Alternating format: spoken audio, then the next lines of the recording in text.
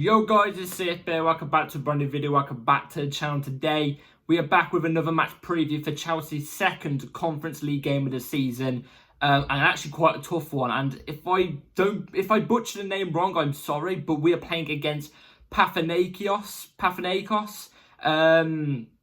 away. So it's Panathinaikos versus Chelsea. It's the match preview for Panathinaikos versus Chelsea. It's the match preview, Conference League game, second game of the season. And a very, very tough one. And in my opinion, you could argue the toughest Conference League game we've got currently scheduled at the moment. Do you know what I mean? By quite a bit. You know what I mean? So, anyway, before we do get into the match preview, please like, subscribe, hit the bell notification so notified every time I load a video. Also, first link in the description is my streaming channel and my second channel. Go and check those out. It'd be very much appreciated. I would have got my second channel video out today, but I've been a little bit busy, so it'll be out tomorrow instead, along with the match review. So be ready for that too after the game. And without further ado, let's get straight into the preview, because tomorrow is actually an early European kickoff. Like, this feels weird. I think the kickoff in the UK time, if you're not watching this from the UK, it might be different. But in the UK, it's quarter past 5. That's the kickoff. Very weird time for a European night, if you ask me. I can't remember the last time we didn't kick off on a European night that wasn't 8 o'clock. Do you know what I mean? So it's a little bit weird, but it's a tough one. It's a tough one for many reasons. And it's not just because we've just come off a loss. Because if you saw my last video about the... well, it wasn't my last video. It was actually the video before, to do with, obviously, our loss to Liverpool, the review of the game. I actually didn't think we played bad that game. In fact, actually, I feel that the players' heads should be held up after that game. I feel like we played really, really well the game. I saw people saying, and especially Liverpool fans saying, that apparently they dominated us. It's just not true. If you believe that, then go and watch golf or tennis or some other sport, because you did not dominate us whatsoever. We were the better team. We deserved to win. Simple as that. And we should have had a penalty. I should have pushed that more. We should have had a penalty that game. I should have pushed that agenda to the camera. I should have. But I mentioned it, but I didn't fully give my opinions on it, obviously, like, to the best of ability I could have, because it was definitely a penalty. But anyway, I still feel like our heads should be held up. We went against a team like Liverpool, even though they've got a new manager. They're pretty much, their whole team is experienced. So experienced, they're all pretty much like 30-plus-year-olds and stuff like that, but they're quality. Do you know what I mean? And our young, inexperienced team with a new manager, new system, everything like that, went up against them, and we really, really gave them a game which was so frustrating, because I feel like we deserved to win that game. That's why I was so frustrated after the game. It wasn't anything to do with the way we were playing, or it wasn't to do with the fact that we were playing bad, but Liverpool were worse, but we still didn't take our opportunities. No, I feel like Liverpool were good, but they weren't as good as what they could have been. Whereas I feel like Chelsea, we played really, really good, but we just didn't take our opportunities. That's why I was saying on another day, if we took the opportunities that we did have, even though we had one shot on target, we could have taken that game if we was just a little bit more switched on. Do you know what I'm trying to say? So it was annoying, but it's a game you can look at and you can hold your heads up after it, if you know what I'm trying to say. There's loads of positives to take from that game. We play like that, like we did against Liverpool. We're beating most teams in the Premier League, in my opinion, like I said, 95% of them. The football was good, the game management was good. You know, we managed the injuries of Lavia and Reece James to a good ability. Do you know what I mean? We gave them minutes. They haven't, I don't feel like they've travelled with the squad. I'm going to get into that news in a second. But overall, I was really, really happy with the game. Really, really happy with the game, even though we lost. Definitely something to move forward with. I've got no worries about us in that sense. But let's talk about Panathinaikos. I have not watched one of their games before. I've not watched one of their games. I can't tell you how they've played this season. All I know is, because I've got it up on the screen right here, right now, they played 8 games in the Greek league, because they're a Greek team. They played 8 games so far in the Greek league. They're on 12 points, sitting in 6th. 3 wins, 2 draws, 3 losses. Not bad. It's not bad. It's in the Greek league. Obviously, it's not the best league, if we're being real. It's not. It's not the best league. But there's one thing that they definitely do have, and this is what makes this game so tough, is they have really, really good fans. Like, if you haven't gone and searched in their fan base on, like, away games and stuff like that, well, not away days. For us, it would be an away day and stuff like that. But their home support, yeah. If you know how foreign leagues usually act, like your Greek leagues or your French league stuff, flares going. They're loud. They'll be screaming. They'll be whistling. It's going to be a tough game. It's going to be a tough crowd for us to go against. How are our young players going to deal with that? Because remember, we all know, before we get into the team lineup, we all know our first team isn't going to be playing this game. We know it's going to be the second team, Nkunku, Felix, etc., etc. Nkunku, Felix, I'm not worried about. They should be able to deal with this type of crowd. But Renato Viegas, how are they going to deal with this crowd? Badia Shields, how are they going to deal with this crowd? Jorgensen, how is he going to deal with the crowd? You know, all these players, maybe, you know, we chuck some youngsters on. Josh Chiempong, Tyreek George in the second half or something like that. How are they going to deal with the crowd? They've got to step up to the crowd. They've got to not be scared. They're not going to run out and, you know, throw spears at you or anything like that. Do you know what I mean? Or get a machine gun to shoot you. No, that's not going to happen. Don't be afraid of the crowd. Block it out. Do you know what I'm trying to say? But I can't say that because obviously other people are different. People sometimes can, you know, the crowd will affect them and it might throw them off or something like that.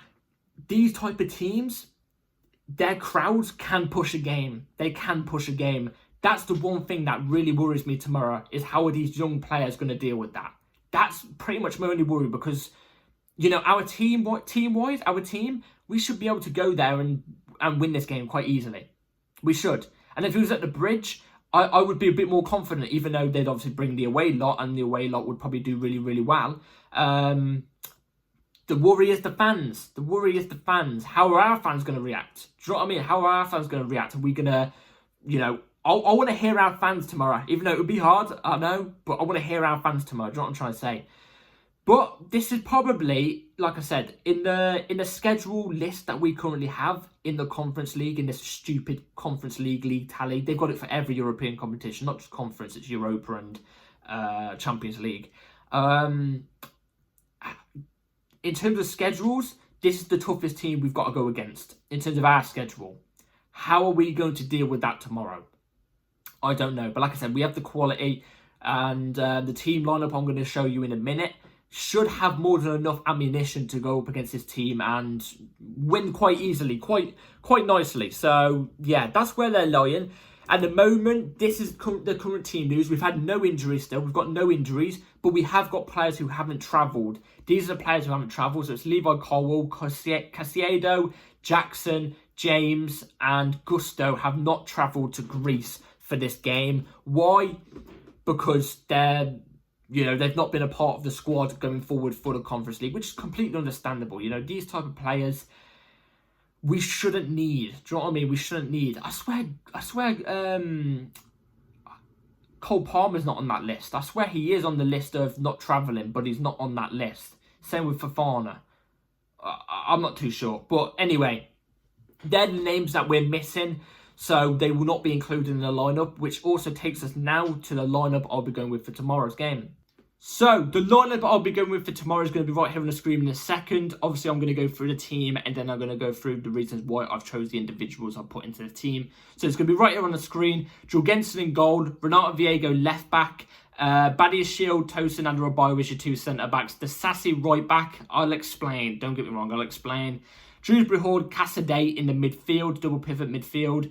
Mudryk off the left wing, Yao Felix in the 10, Pedro Neto off the right, and then Nkunku as the ST, obviously. So let me tell you the reason why I've gone with this. So Jorgensen, he's obviously going to get minutes. We know he's going to get minutes. They won't play Sanchez in this one because he's regarded as the first team keeper, even though, if I've got to be honest, I'm not a fan of both keepers. I feel like we need a keeper. But either way, Jorgensen, he's the first name on the team sheet. Renato Viegas, I would be having him inverting into midfield, so from left back into centre mid, and then Desassi, I would have him inverting from a right back into right centre back, meaning Tosin Adebayo goes as a central centre back and Badiashile left centre back. I think that's actually quite decent. Vega, I was actually hoping he would have started against Liverpool, and I think he deserved to start against Liverpool, and I think he should have started against Liverpool, because I think he would have done better there instead of Gusto at left back. No offence to Gusto, it's just not his position, so we shouldn't take offence. But Vega, I'm actually not worried for him tomorrow. I think he's actually going to have a good game tomorrow, and I have a sneaky feeling he's going to get a goal. I don't know why. I have a feeling he's going to get a goal, a pole driver from distance. Badiashile had a good game when he came on against Liverpool. He was good when he came off the bench against Liverpool. But how he's going to deal with this type of crowd. Now, every time we have seen Badiashile against a tough crowd, he usually tends to crack in a sense. You know what I'm trying to say? Like, he usually tends to not play his best football. How he's going to deal with that tomorrow, we'll have to wait and see. He's pretty much the only left centre-back option we've got because there's no Carwell. Tosin Adarabioyo is going to have a better game, in my opinion. He was poor against Liverpool, I thought. He was. You got to call a spade a spade. He was poor against Liverpool. And he's going to be one of the more experienced heads. So I've got to see him have a good game tomorrow. He's got to be the one leading this team. This is a young team still. Disasi right back. The reason why I put Disasi right back, Gusto is obviously out. Reece James, I would not play for a full 90 either. Obviously, Reece James is not there either. So it's literally going to need Disasi. I know Achiempong might be there. Maybe give him the last 25-30 minutes. I don't know. But I think for stability and for someone who, you got to say he is experienced in this type of game against this type of crowd, he should be quite vital in that sense. So he's an option. He's going to be playing anyway. We know he's going to start. So that's the main reason why he's there. Shrewsbury Hall, Cassaday. Last game we saw both Shrewsbury Hall and Cassaday was the game they played in the Cup, in the Carabao Cup, I think it was. I forgot who it was against. I think we won 5-0 or something. Yeah, 5-0 or something. They played brilliant. And actually, these two have actually really, really surprised me. I feel like in the double pivot, they've actually been brilliant. They take like usually about 5-10 minutes to get into the game, the rhythm of the game. But after, they actually do quite decent. Surprisingly, Cassaday defensively really, really surprises me. Really surprises me. Same with Shrewsbury Hall in a sense, because I feel like both of those aren't really a double pivot pairing. I feel like they're more like attacking midfielders. A centre mid who could bomb forward quite a lot, or a cam. I feel like they're that type of player. I wouldn't put them down as, you know, quite defensive centre mids, but they actually do well like that. So I want to see it from them tomorrow. I really do. I'm quite intrigued to see how it is, especially Shrewsbury Hall.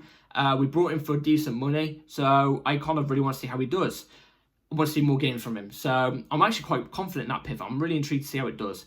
Mudryk off the left, we know he's going to get minutes. He wasn't in the Arsenal squad. He was at the Arsenal game yesterday, but he wasn't in the. It was against Liverpool, the squad against Liverpool, because I feel like he's been saved for this game. What I was also going to say, which also ties into Arsenal, was he was watching the Shakhtar Donetsk game at Arsenal yesterday as well. So I think that's a bit weird personally, but I'm not against it because it's nothing serious. He's just going to watch his old club in a sense. But I hope to see him do well tomorrow. I want him to do well. Last game he played as well. I thought he actually did quite well. His pacing behind is going to be quite vital. This is a team that I'm expecting to see him do quite well against. Felix in the 10. I've seen a lot of people pushing the Felix agenda at the moment, going, Felix, when's he going to get a run of games? You know, Pat Nevin online saying, you know, I want to see Felix get a run of games. He can't get a run of games at the moment. He's not a right mid. I don't want to play him ahead of Neto or Madueke. He's not a left mid. I could maybe see it instead of Mudryk, but at the moment, Sancho's been doing all right. He didn't against Liverpool, but you know what I mean. And he's not going to get in at ST because Nkunku and Jackson ahead of him. Palmer's been unbelievable. You can't just push Felix in because you want to see him get game time. Do you know what I'm trying to say? So this is the type of game where he's got to prove his worth. He's got to prove his worth. And I think he will. I think he will tomorrow. You know, I think he will. Pedro Neto as well. He came off the bench against Liverpool, did really, really well. Again, his pacing behind, along with Mudryk, is going to be quite vital. Like I already said, Pedro Neto's actually our quickest player so far this season at 35 kilometers per hour or something. I don't know what it is. But he's our quickest player so far this season. He made a big difference when he came off the bench against Liverpool. I'm hoping he does well tomorrow. I feel like against Liverpool we needed one of the two of Mudryk or Neto for their pacing behind. That's what I'm trying to say. But we've got to see it tomorrow. And then in Nkunku, obviously, he needs more game time.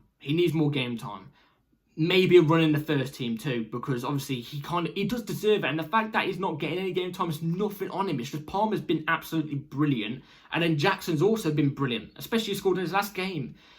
You know, it's not been anything on Nkunku's fault. It's not.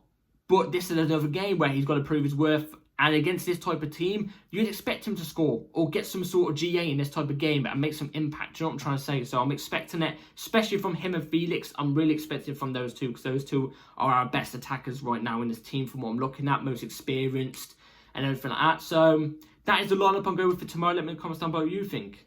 So, score prediction I'll be going with for tomorrow. If it was at home, I would be giving us a much more obviously convincing win, and it's going to be tough. I know a lot of us are probably going to be saying, "Oh, we're going to be winning this 4-0. We should be winning this 3-0."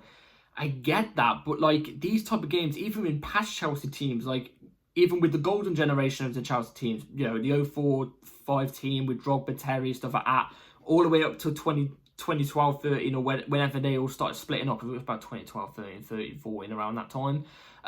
They had games like this where they struggled because of the crowd or something like that. Well, not because of the crowd, but they just struggled in this type of game because it's just different. Do you know what I mean? It's different. So I wouldn't be surprised if we struggle in this game. But should we be struggling in this game realistically? No. But I'm going to go with Panathinaikos 1, Chelsea 3. I'm going to go for 3-1 win to Chelsea. I still feel like Panathinaikos are going to give us a really tough game. And we should be on alert tomorrow. We should be on it tomorrow. And I have a feeling maybe in the second half we might have to bring our big guns on. Like some big guns. Like maybe 2 out of 5 substitutions used. We might have to put on some really, really good players because it might get tough. Do you know what I mean? It might get tough. So we'll have to wait and see. Let's get the win tomorrow, Charles. Come on, let's get it back on the road.